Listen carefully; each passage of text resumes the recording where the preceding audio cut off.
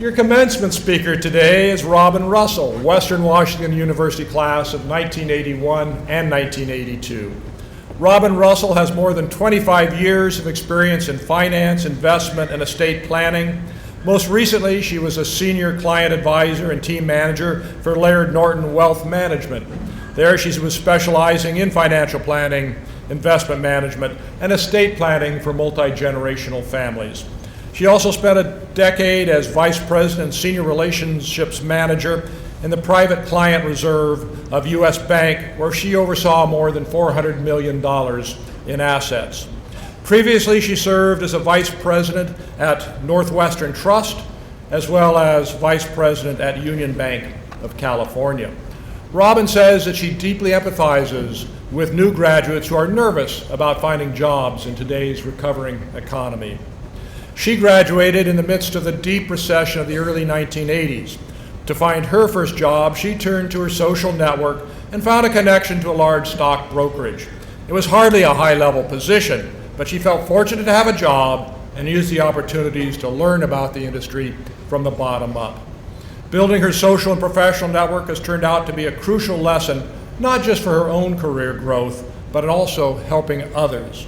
Today, what she's most proud of in her career is not the size of her clients' investment portfolio, but in her experiences mentoring others and making a difference in the lives of her clients and colleagues. In addition to her professional work, Robin is devoted to several nonprofit organizations. She serves on the board of the Western Washington University Foundation and is a former president of the Western Alumni Association. She is also a member of the Children's Hospital Advisory Board and a former board member of Campfire Central, Puget Sound. And like many of today's graduates, Robin is beginning a new professional chapter in her life. She recently left Laird Norton and hopes to devote more time to professional mentoring.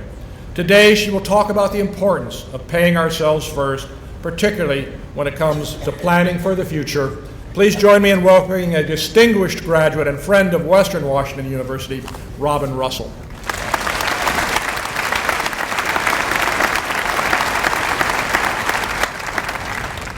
Thank you, Dr. Shepard.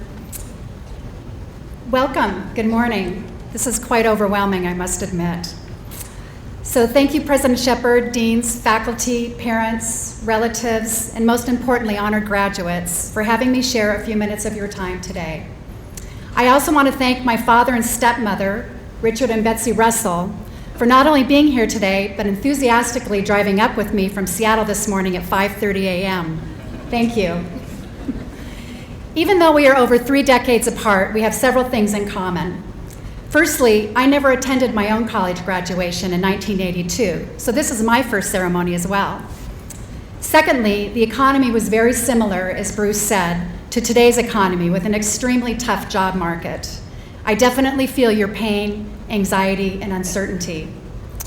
And lastly, like many of you, I am currently not working, but unlike many of you, it is by choice and design, and a goal I put into place when I started my career in 1982 in the financial services industry. When I was preparing for my talk today, I was remembering a t-shirt that was going around when I was your age. Imagine a woman, maybe somebody 56 years old, that would be me, with her hand on each side of her face, with this terrified look, exclaiming, "Oh my God, I can't believe I forgot to have children." Now, some of your parents out there might have had a different t-shirt exclaiming, "Oh my God, I can't believe I had children," but that's another story. Today, though, and even back then, I think a better t-shirt would have been a picture of an elderly person hunched over with a dejected look on their face and a caption that says, "Oh my God, I can't believe I forgot to save for the future."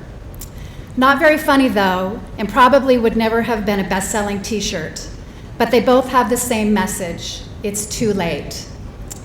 Well, the good news for today's graduates is it's not too late to plan and save for the future, just as you have been planning and saving hard and working hard for this day to come.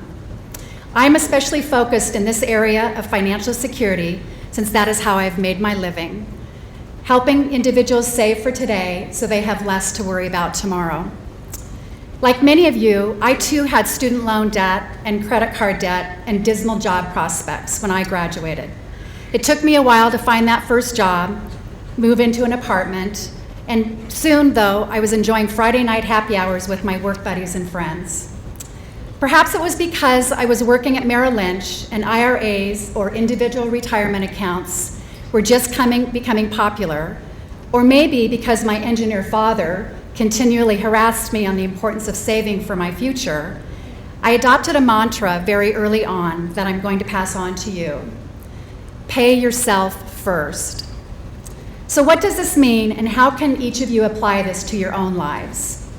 It means that every portion of every paycheck, gift, bonus, lottery winnings, rebate check, graduation gifts, I know you've got some out there, goes into a retirement fund or a savings account.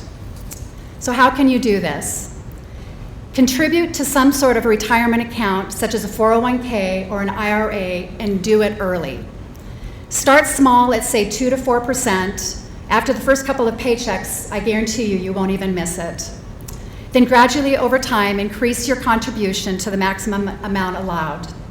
Most importantly, though, never look at that retirement fund as an additional savings account. It is there for your life, and you will be amazed at how fast it will grow. Pay yourself first. Secondly, start an emergency savings fund. Even as little as $25 a week will add up to $6,500 over 5 years. And I promise putting that $25 into an emergency fund instead of going out to dinner will be money well spent. Next, never buy anything you don't already have the money for. And never buy anything large, such as a house or an automobile, that will cause you to live paycheck to paycheck. Even if that lending officer tells you you can afford it, their job is to make that loan, not to make sure you are planning for your future. I know this firsthand, as I used to be that lending officer. Lastly, use credit and credit cards responsibly. I found this to be particularly difficult early on, so after I paid off my credit card debt, I got a debit card and used that for everything. I think it took me 5 years before I could trust myself again. Now, I could follow this advice up with doom and gloom, as if this isn't a doom and gloom talk anyway, such as Social Security may be gone by the year 2042, or that a recent survey found that 67% of millennials believe they will be financially stressed in retirement. But that kind of talk did nothing for me when I was in your shoes. Finding a job, a place to live, finally being able to take a break, and having fun were at the top of my list. I would challenge you, though, to think back to all of the planning you have done and the many sacrifices you have made to get to where you are today. I promise, if you continue to plan as you have in the past for your financial future and make some small sacrifices along the way, you will not be a part of that 67% statistic. You will be more relaxed, happy, and healthy, and meet the man or woman of your dreams. Well, maybe not the latter part. So let's make a new t-shirt for the class of 2015 that has a picture of you on it 40 years from now. You're on an island, or you're playing tennis, or you're volunteering for your favorite cause. You are standing tall and you're strong, and you have a big confident smile on your face with the caption that reads, "I remembered to plan for the future. I paid myself first." It was a true honor and privilege to be here today. Congratulations to you all on your many accomplishments, and enjoy this very special time. Thank you.